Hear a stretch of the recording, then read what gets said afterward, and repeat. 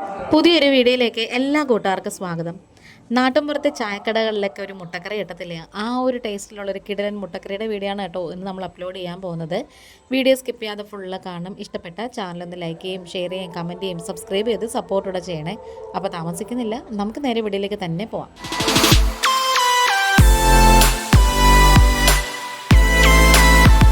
അപ്പോൾ അതേ ഞാനിവിടെ ഈ ഒരു വലിപ്പത്തിലുള്ള 5 സവോള എടുത്തിട്ടുണ്ട്. അതിൻ്റെ നടുവിലുള്ളൊരു കട്ടിയുള്ള ഭാഗമില്ലേ, ആ ഒരു പൂഞ്ഞെന്നൊക്കെ പറയും, അത് കട്ട് ചെയ്ത് മാറ്റിയിട്ടുണ്ട്. തൊലിയൊക്കെ കളഞ്ഞ് കഴുകി എടുത്തിട്ടുണ്ട്. ഇനി ഇത് നന്നായിട്ട് ഇങ്ങനെ ഒന്ന് നീളത്തിൽ അരിഞ്ഞെടുക്കണം. വളരെ കനം കുറച്ചായിട്ട് വേണം അരിഞ്ഞെടുക്കാൻ. ഇതുപോലെ നമ്മൾ പതുക്കെ കത്തി കൊണ്ട് ഇങ്ങനെ അരിയുമ്പോഴത്തേക്ക് നന്നായിട്ട് ഇങ്ങനെ പെട്ടെന്ന് നല്ല നൈസായിട്ട് അരിഞ്ഞു വരും. ഇത്രയും നേർത്തതായിട്ട് അരിയുമ്പോഴാണ് പെട്ടെന്ന് തന്നെ നമുക്ക് സവോളയൊക്കെ വഴണ്ട് കിട്ടുന്നത്. അതൊക്കെ കഴിഞ്ഞിട്ട് കൈ കൊണ്ടിങ്ങനെ നന്നായിട്ട് ഇങ്ങനെ തിരുമ്മിയെടുക്കണേ. നല്ലോണം ഇങ്ങനെ ഉടഞ്ഞ് വരാൻ വേണ്ടിയിട്ടാണ് നമ്മളിങ്ങനെ കൈകൊണ്ട് തിരുമ്മിയെടുക്കുന്നത്. ഇനി ഇവിടെ ഞാൻ ഒരു 2-3 ചെറിയ അല്ലി വെളുത്തുള്ളിയും പിന്നെ ഒരു 1/4 ഇഞ്ച് നീളത്തിലുള്ള ഇഞ്ചിയും കൂടി എടുത്തിട്ടുണ്ട്. അതും കൂടി ഇങ്ങനെ കുനുകുനാന്നരിഞ്ഞ് ഇതിലേക്കും ഇട്ട് കൊടുക്കുവാണ്. ഇഞ്ചി ഇങ്ങനെ കൊത്തിയരിഞ്ഞാണ് ഇടുന്നത്. അപ്പം പെട്ടെന്ന് തന്നെ ഇങ്ങനെ നന്നായിട്ട് ഇങ്ങനെ വഴണ്ട് കിട്ടാൻ വേണ്ടിയിട്ടാണ്. ചീനിച്ചട്ടി വെച്ച് കൊടുത്തിട്ടുണ്ട്. അതിലേക്ക് നമുക്ക് വെളിച്ചെണ്ണയാണ് ഒഴിച്ചു കൊടുക്കുന്നത്. ഏകദേശം 1 ടേബിൾ സ്പൂണോളം വെളിച്ചെണ്ണ ഒഴിച്ചു കൊടുത്തിട്ട് അതിലേക്ക് ഒരു ഇച്ചിരി പെരിഞ്ജീരകം ചേർത്ത് കൊടുക്കുവാണേ. അത് കഴിഞ്ഞിട്ട് നമ്മളിതെല്ലാം കൂടി ഇട്ട് കൊടുക്കുകയാണ്. ഇഞ്ചിയും വെളുത്തുള്ളിയൊന്നും സെപ്പറേറ്റ് വഴറ്റുന്നില്ല, ഇതിൻ്റെ കൂടെ തന്നെ കിടന്ന് നന്നായിട്ട് ഇങ്ങനെ വഴണ്ട് കിട്ടെ. ഈ ഒരു മുട്ടക്കറി അപ്പത്തിൻ്റെ കൂടെ മാത്രമല്ല, ബെസ്റ്റ് കോമ്പിനേഷൻ എന്ന് പറയുന്നത് പുട്ടിൻ്റെ കൂടെയും കൂടെയാണ്. ഒരു പപ്പടം കൂടെ ഉണ്ടെങ്കിൽ സൂപ്പറായിരിക്കും.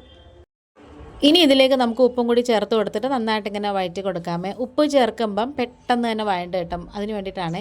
അപ്പോൾ നമ്മളിട്ട സവോളയൊക്കെ അതേ ഒരു പകുതിയൊക്കെ ആയിട്ടുണ്ട്, ഒരുമാതിരിയൊക്കെ വാടി വന്നപ്പോഴത്തേക്ക് കൈയെടുക്കാതെ നമ്മളിങ്ങനെ ഒന്ന് വഴറ്റി കൊടുക്കണം. എന്നിട്ട് ഇങ്ങനെ ഒന്നൊരു കുഴി പോലെ ആക്കിയതിന് ശേഷമാണ് പൊടി ചേർത്ത് കൊടുക്കുന്നത്. ഒരു നുള്ളു മഞ്ഞൾപ്പൊടി ചേർത്ത് കൊടുക്കാം. പിന്നെ അതുപോലെ തന്നെ പിരിയൻ മുളകിൻ്റെ പൊടിയാണ്, എരിവുള്ള മുളക് പൊടി എടുത്തിട്ടില്ല, അത് ഏകദേശം 1 ടേബിൾ സ്പൂണോളം എടുത്തിട്ടുണ്ട്. പിന്നെ വളരെ കുറച്ച് കുരുമുളകുണ്ടല്ലോ, അതും കൂടി ചേർത്ത് കൊടുക്കാം. കുറച്ച് മതി, ഇതിനകത്ത് മല്ലിപ്പൊടിയൊന്നും വേണ്ട. ഇനി ഈ പൊടി ഒന്ന് നന്നായിട്ട് വെന്ത് മൂത്ത് കിട്ടാൻ വേണ്ടിയിട്ട് ഇതുപോലെ ഉള്ളിയും എല്ലാം കൂടെ മൂടി ഒരു 2-3 സെക്കൻഡ് ഇങ്ങനെ വെച്ചതിന് ശേഷം അത് പതുക്കെ മാറ്റിയിട്ട് ഇതേപോലെ ഒന്ന് നന്നായിട്ട് ഇങ്ങനെ ഒന്ന് ഇളക്കി കൊടുക്കണേ. ഇപ്പം ഏകദേശം നന്നായിട്ട് ഇങ്ങനെ ഉരുണ്ട് വന്നിട്ടുണ്ട്, നല്ലോണം വഴണ്ട് വന്നിട്ടുണ്ട്, ഉള്ളിയൊക്കെ നല്ല സെറ്റായിട്ട് വന്നിട്ടുണ്ട്. ഇനി നമുക്കിതിലേക്ക് ഒഴിച്ചു കൊടുക്കേണ്ടത് ചൂടുവെള്ളമാണ്. അപ്പോൾ ഞാനിവിടെ കുറച്ച് വെള്ളം ചൂടാക്കി വെച്ചിട്ടുണ്ടായിരുന്നു. തിളക്കണമെന്നൊന്നുമില്ല, ഒരുമാതിരി നന്നായിട്ട് ചൂടായാൽ മതിയേ. അതും കൂടെ ഇതിലേക്ക് ഒഴിച്ചു കൊടുത്തപ്പോഴത്തേക്കും ആ ഒരു കൺസിസ്റ്റൻസി നല്ലൊരു പരുവത്തിനായിട്ട് വന്നിട്ടുണ്ട്. ഈ ഒരു കറിയുടെ പ്രത്യേകത എന്താണെന്ന് വെച്ചാൽ ഭയങ്കരമായിട്ട് ലൂസായിട്ടുള്ളൊരു കൺസിസ്റ്റൻസി അല്ല.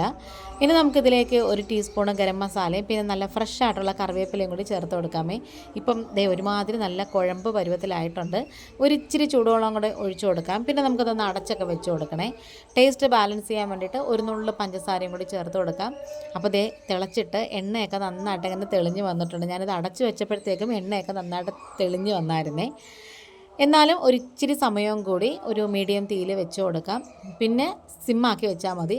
അങ്ങനത്തെ ഒരു 5 മിനിറ്റ് കഴിഞ്ഞപ്പോൾ ഉണ്ടല്ലോ നല്ല കിടിലം മുട്ടക്കറിയുടെ ഗ്രേവി ഇവിടെ റെഡി ആയിട്ടുണ്ട് കേട്ടോ. ഇത് പൊറോട്ടയുടെ കൂടെ കഴിക്കാൻ നല്ല കിടിലൻ ടേസ്റ്റാണ് കേട്ടോ. അങ്ങനെ നമുക്കിനി ഇതിലേക്ക് മുട്ട ചേർത്ത് കൊടുക്കാം. ഞാനിപ്പോൾ 2 മുട്ടയാണ് കേട്ടോ എടുത്തേക്കുന്നത്. അപ്പം ആ ഒരു മുട്ടയ്ക്ക് ഇത്രയും ഗ്രേവി വേണമെന്ന് തോന്നും, പക്ഷെ നമുക്ക് അപ്പത്തിനൂടെ കഴിക്കാൻ കുറച്ച് ഗ്രേവി വേണമായിരുന്നു കേട്ടോ, അതുകൊണ്ടാണ്. ഇനി ഈ മുട്ട നമുക്കൊന്നിങ്ങനെ പൊതിഞ്ഞ് വെച്ച് കൊടുക്കാം, എന്നിട്ടൊന്ന് അടച്ച് വെച്ചാൽ മതി. അപ്പോൾ നമ്മുടെ വീഡിയോ വൈൻഡപ്പ് ചെയ്യാറായി. വീഡിയോ ഇഷ്ടപ്പെട്ടാൽ ഒന്ന് സബ്സ്ക്രൈബ് ചെയ്ത് സപ്പോർട്ട് ചെയ്യണേ. അപ്പോൾ വീണ്ടും കുറേ നല്ല വീഡിയോസും ബ്ലോഗ്സുമായിട്ട് ഉടനെ തന്നെ വരാമേ. ഇഷ്ടപ്പെട്ടെങ്കിൽ ഒന്ന് ഷെയർ ചെയ്ത് സപ്പോർട്ട് ചെയ്യണം. ഇന്നിപ്പോൾ ഇത്രയേ ഉള്ളൂ. വീണ്ടും വരാം. Thanks for watching.